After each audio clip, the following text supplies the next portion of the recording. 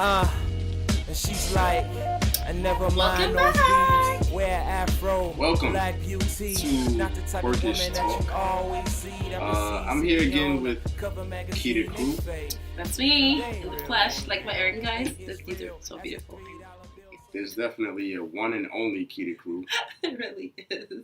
I am Bro Diamond. We're here for the second installment of our show called Quirkish, where we get to discuss many different topics in regards to sex and black love and relationships and fashion and whatever topics y'all even want to recommend to us too. Today, I'm very, very, very excited to be talking about what we're going to be talking about today. So am I. Like Montel Williams. The first topic is going to be how do you tell your partner? How do you awkwardly or get over that awkward phase of like telling your partner, like, you know, like, yo, listen, we gotta switch our position. So for me, yeah, how does it work for you? Well, for me, I've been in quite a few, you know, there's been quite a few times where it's like you're doing it with the person and doing it and doing love. It's doing it well. I thought you was gonna do that one. No. Is it well or is it love? And doing it well. You know, I always get it. He's like, what? That's not at all true. Answer the question. So I would say there's been a couple of times where, you know, we're doing it. And sometimes that position is like really like, hold on. You're not really pleasuring me. You're hitting somewhere that you should not be. Like, you're hitting my cervix, you're hitting my fallopian tubes. Oh, that doesn't really happen because your fallopian tubes, whatever.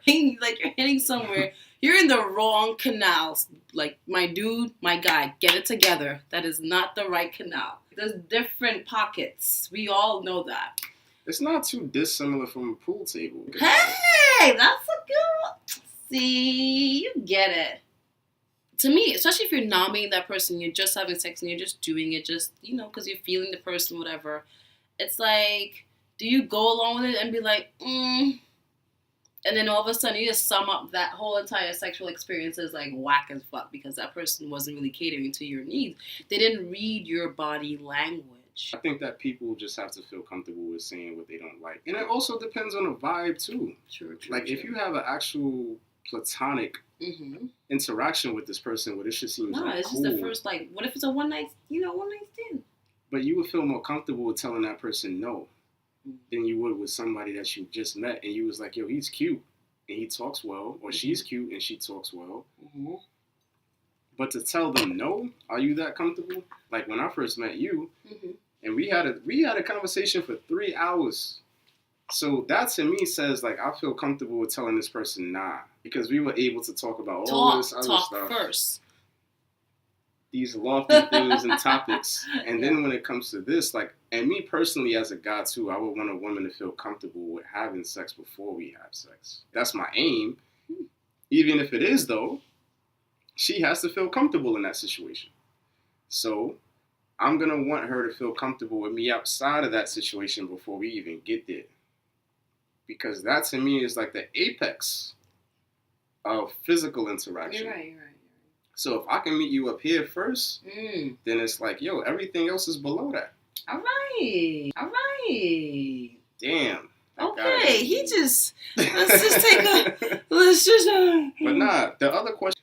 The thing is, when you just said, we have to feel comfortable. Excuse me. Yeah. A lot of the times, guys are really just. It feels as though guys are kind of like masturbating with your body first of all, so we don't even have the opportunity to like be comfortable while having sex with you, because you guys are just chasing your nut at the end of the day. Some guys are they're just chasing their own nut and they don't even care about you. The closest I could bring to that situation is Sister Soldiers, no disrespect.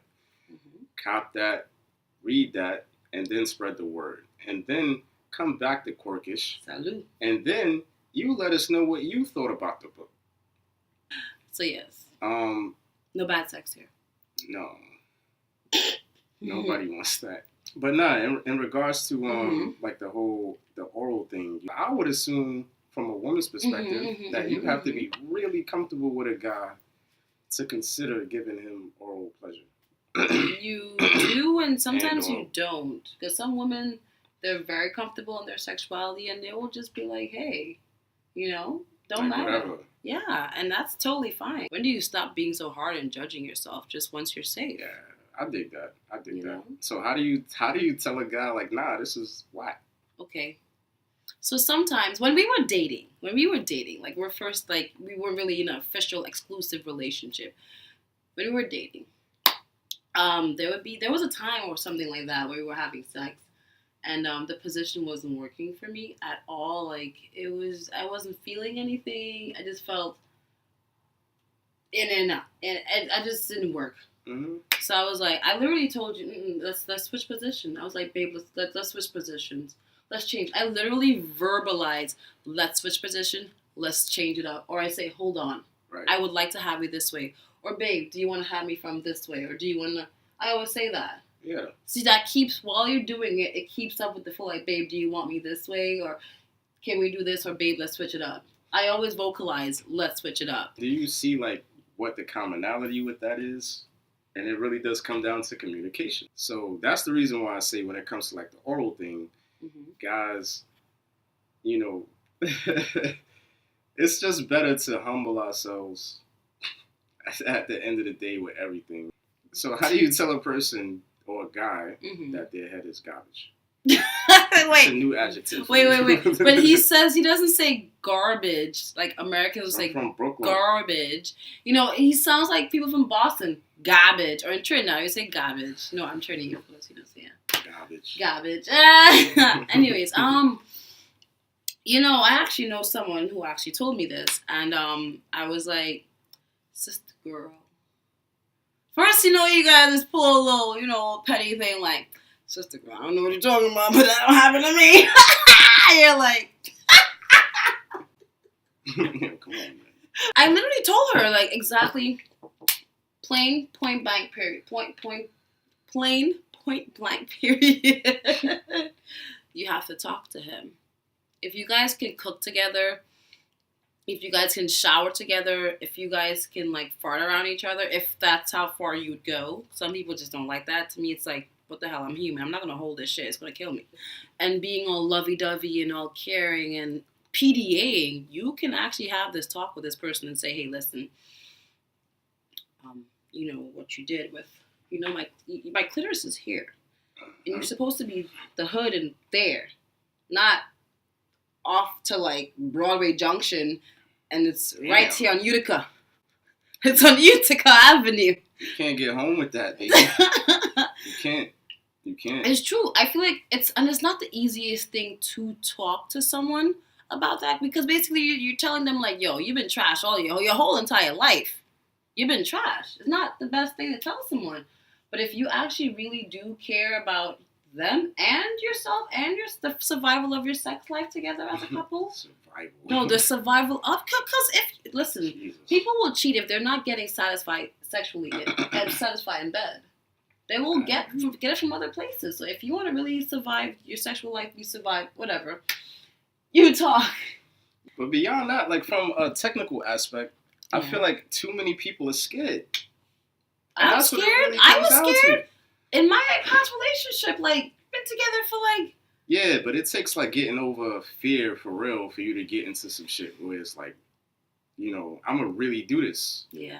You know how many guys are probably afraid to put their tongue there, you know what I'm saying? And to put it around everything, to us, we all look at it like it's disgusting and we don't want to do this and do that. And then we get all like cutesy with it. And it's like, no, you have to get to the point mentally where it's like, yo, she's going to grab my head. If a shorty don't grab your head, you ain't getting it. Yo, I'm dead. Hold on. Boss. I'm dead.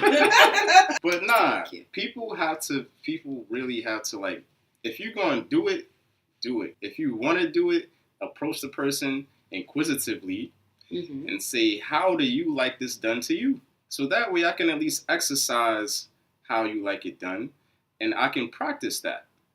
Yeah. I never had that type of mentality towards it. I was just like, if I'm going to do it, I'm going to do it. And I think that it bodes well. It bodes much better for somebody that's apprehensive. I'll say that. If you're going to do it. So basically, to sum it up, what you're saying, go big or go home, go all in, or just don't do it at all. Yes, like if you're going to do it, your tonsils should Commit. be like on Dedicate.